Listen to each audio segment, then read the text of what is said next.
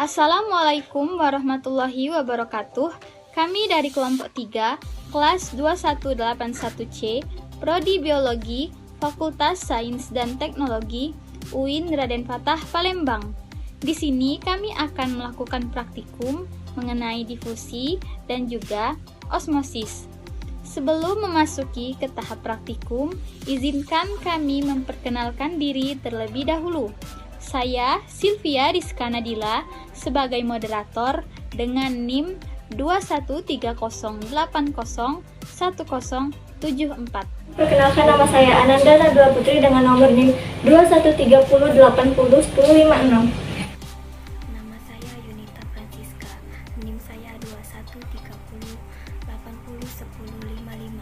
Perkenalkan, nama saya Adelia Rizky dengan NIM 2130801081. Perkenalkan, nama saya Sapitri Handayani dengan NIM 2130801062.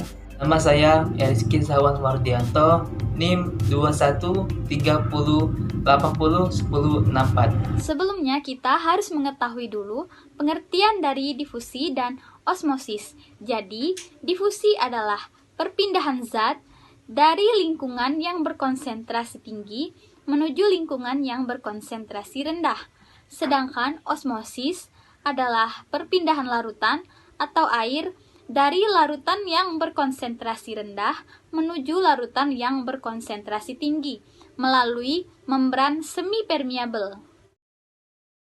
Alat dan bahan yang kita butuhkan untuk melakukan praktikum difusi yaitu air panas, air dingin, dan 2 kantong teh celup.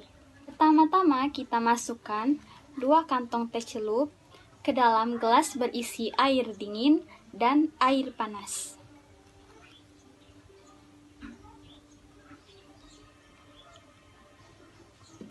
Selanjutnya kita tunggu selama 15 menit. Lalu kita amati perubahan yang terjadi pada kedua air tersebut. Ada perubahan dalam waktu 3 menit. Yang pertama, pada air panas dia memulai kemerahan, dan yang air dingin dia masih putih. Setelah 6 menit terdapat perubahan lagi kepada air panas dan air dingin. Yang pertama, air panas dia sudah menjadi merah kecoklatan, dan pada air dingin dia telah menjadi putih kekuningan. Jadi dalam 9 menit ini air panasnya itu berubah menjadi warna merah kecoklatan.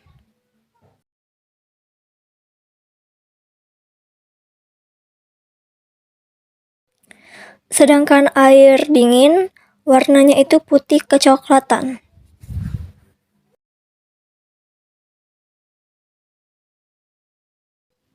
Selanjutnya kita tambah waktunya 12 menit.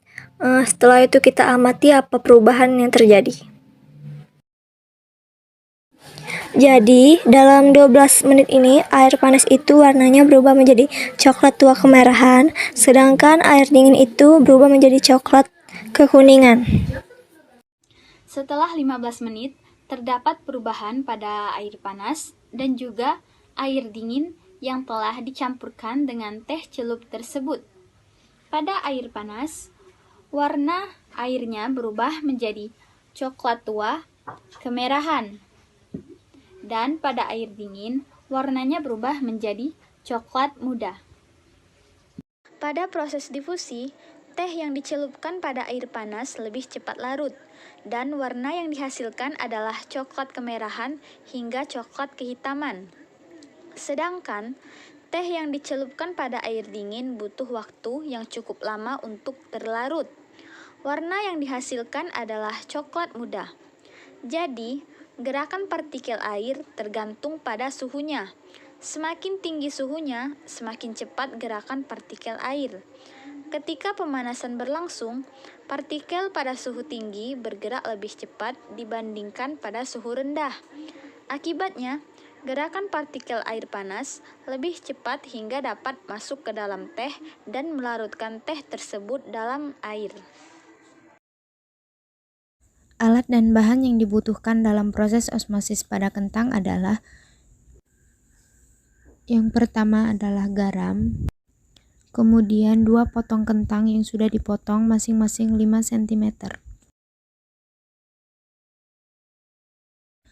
Lalu kita juga membutuhkan 2 wadah plastik. Wadah yang pertama berisi air biasa dan wadah yang kedua berisi air garam. Baiklah, langkah pertama, potong sebuah kentang menjadi 2 bagian dengan ukuran yang sama. Di sini saya potong masing-masing 5 cm. Lalu masukkan sekitar 4 sendok teh garam dan diaduk.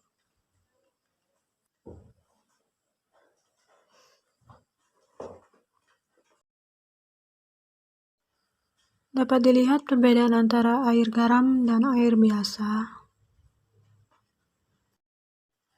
Lalu masukkan kentang ke dalam masing-masing gelas, tunggu selama 30 menit dan amati perubahannya. Kentang yang menggunakan air biasa, kentangnya berwarna sedikit putih, dan tekstur kentang yang menggunakan air biasa yaitu sedikit keras dan mudah dipatahkan. Kentang yang direndam pada wadah pertama, yakni berisi air biasa selama 30 menit, mengalami perubahan panjang, yakni yang awalnya 5 cm menjadi 5,1 cm. Kentang yang direndam selama 30 menit di dalam air garam mengalami perubahan warna, yakni warnanya berwarna kuning kecoklatan.